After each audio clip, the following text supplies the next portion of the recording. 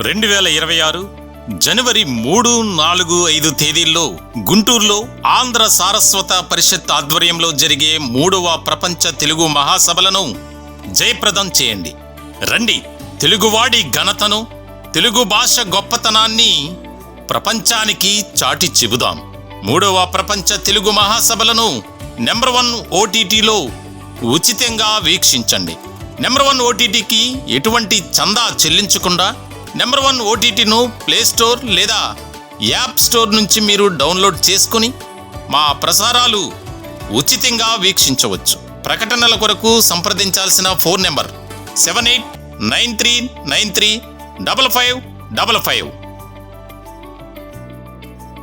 నమస్తే. సామాన్యుడి చేతిలో సామాజిక స్త్రం నెంబర్ 1 న్యూస్కి స్వాగతం. నేను రవీంద్ర. ఆంధ్రప్రదేశ్లో 2019 నుంచి 2024 వరకు వైఎస్ఆర్సీపీ అధికారంలో ఉంది.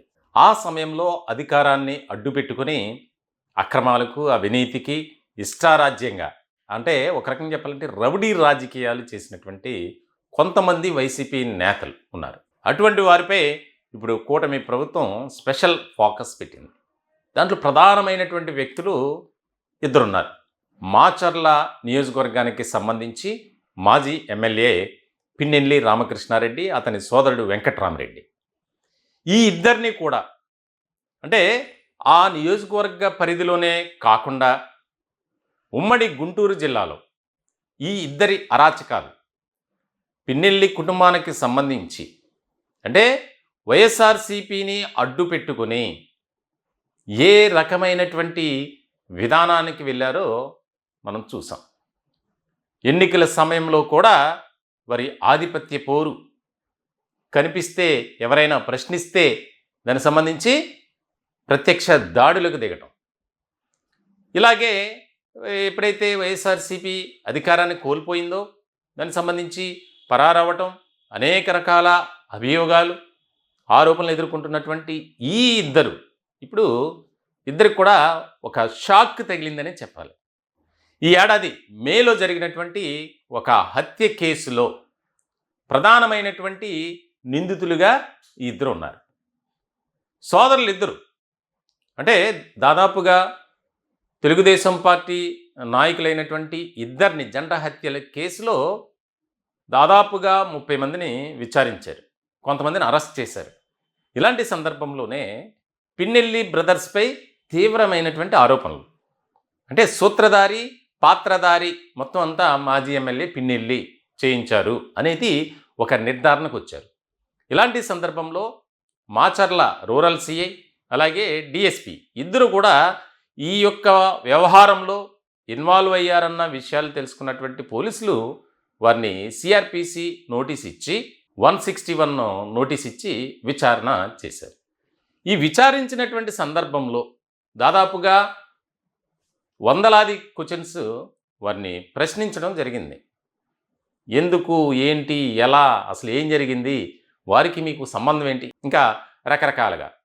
అయితే ఇప్పుడు ఈ అంశం ఎందుకు తెర మీదకి వచ్చింది అంటే, వాస్తవానికి పోలీసుల దగ్గర ఉండాల్సినటువంటి సమాచారం కీలకమైనది, అది ఈ ఇద్దరి చేతికి అందింది. చూడండి, అంటే పోలీసుల్ని ఏ రకంగా గుప్పిట్లో పెట్టారనేది ఇక్కడ స్పష్టమవుతుంది. ఆ సిఆర్పిసి నోటీస్ ఇచ్చి విచారించినటువంటి ఆ సందర్భాలను, ఆ ప్రశ్నలను, వీరిచ్చినటువంటి సమాధానం ఏదైతే ఉందో వాటన్నిటినీ బేస్ చేసుకుని ఈ కేసుతో మాకు ఎలాంటి సంబంధం లేదు, అసలు మమ్మల్ని ఇన్వాల్వ్ చేయొద్దు అని చెప్పి పిన్నెల్లి సోదరులకు సంబంధించినటువంటి అడ్వకేట్ సుప్రీంకోర్టులో ఒక పిటిషన్ వేశారు. పిటిషన్ వేసినటువంటి సందర్భంలో అది విచారణకు వచ్చింది. ఆ విచారణకు వచ్చినటువంటి సందర్భంలో సుప్రీంకోర్టు కూడా తీవ్రమైనటువంటి అసంతృప్తి, అసహనాన్ని వ్యక్తం చేసింది. చాలా సీరియస్గా వార్నింగ్ ఇచ్చింది. షాక్ అయ్యారట. ఆ పిటిషన్లో ఏదైతే పోలీసులు ఈ ఇద్దరు సోదరుల్ని విచారించినటువంటి అంశాలు ఉన్నాయో అంశాలన్నిటినీ కూడా పొందుపరిచారు. సాధారణంగా ఒక కేసులో నిందితుడు ఎవరైతే ఉంటారో ఆ నిందితుడిని పోలీసులు విచారించినటువంటి సందర్భంలో అది డైరెక్ట్గా కోర్టుకు మాత్రమే చేరాలి. వేరే అసలు ఎవరికి కూడా ఇచ్చే ప్రసక్తి లేదు. అందులోనూ నిందితులకి చేరింది. మళ్ళీ దీని వెనుక ఎవరున్నారు, ఇప్పటికీ కూడా కొంతమంది పోలీసులు ఈ పిన్నెల్లి సోదరులను రక్షించేందుకు, ప్రొటెక్ట్ చేసేందుకు ఏ రకమైనటువంటి ప్రయత్నాలు జరుగుతున్నాయనేది దీన్ని బట్టి మనం చెప్పొచ్చు. అయితే ఇది జరిగింది, వాదోపవాదాలు జరిగాయి. చాలా సీరియస్గా వార్నింగ్ ఇచ్చినటువంటి సుప్రీంకోర్టు ఏదైతే ఈ వ్యవహారం ఉందో దీనికి బాధ్యులు ఎవరో విచారించి వెంటనే ఆ రిపోర్ట్ మాకు పంపించాలి అనేది ఒకటైతే, ఈ బెయిల్ పిటిషన్ ఏదైతే ఉందో, యాంటిసిపేటరీ బెయిల్ పిటిషన్, ముందస్తు బెయిల్, దీనికి సంబంధించి హైకోర్టులో వేసినటువంటి సందర్భంలో హైకోర్టు కొట్టేసింది. హైకోర్టు కొట్టేసినటువంటి సందర్భంలో దిగువ కోర్టు తీర్పు ఇచ్చినటువంటి సందర్భంలో ఎగువ కోర్టుకు వెళ్ళేటువంటి అవకాశం ఉంది ప్రతి ఒక్కరికి. అలాగే వీరు కూడా సుప్రీంకోర్టుకు వెళ్ళారు. సుప్రీంకోర్టు ఇచ్చినటువంటి జడ్జిమెంట్ ఏంటి అంటే, దానికి సంబంధించి ఈ కేసును ఇమ్మీడియట్గా సీరియస్గా తీసుకొని టేకప్ చేసి విచారించండి. ఇద్దరు కూడా మరికొద్ది రోజుల్లో లొంగిపోవాలి.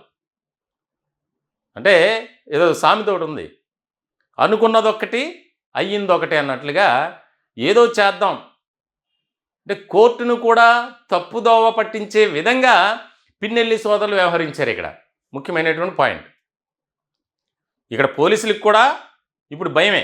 ఎందుకనంటే ఒక నిందితుడిని విచారించినటువంటి సందర్భంలో ఆ అంశాలు, ఆ కాపీలను నిందితులకే ఇవ్వటం, చూడండి ఎంత ఆశ్చర్యకరమైనటువంటి విషయం ఇక్కడ మనకి స్పష్టమవుతుంది.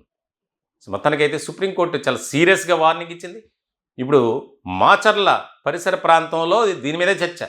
పోలీస్ వర్గాల్లో అయితే దీనికి సంబంధించి ఆ అధికారు ఎవరిచ్చుంటారు, ఎందుకనంటే ఇక్కడ డిఎస్పీ, మాచర్ల సిఐ ఇద్దరూ కూడా విచారించినటువంటి సందర్భం. ఆ ఇద్దరే విచారించారు.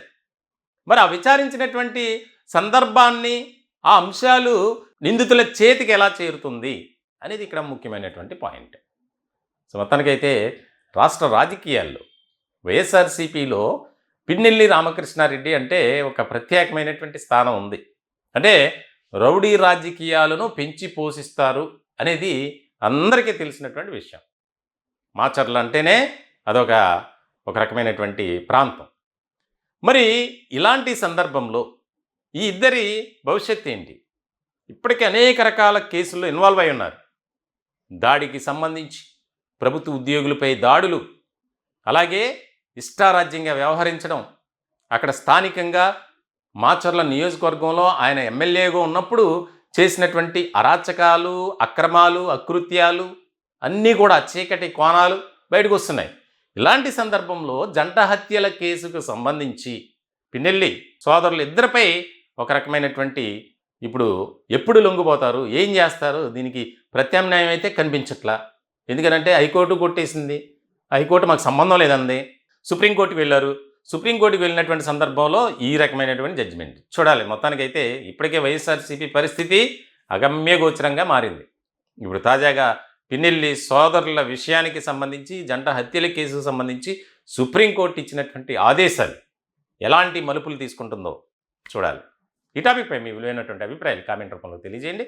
దయచేసి మా ఛానల్ని సబ్స్క్రైబ్ చేసుకోండి. Thank you.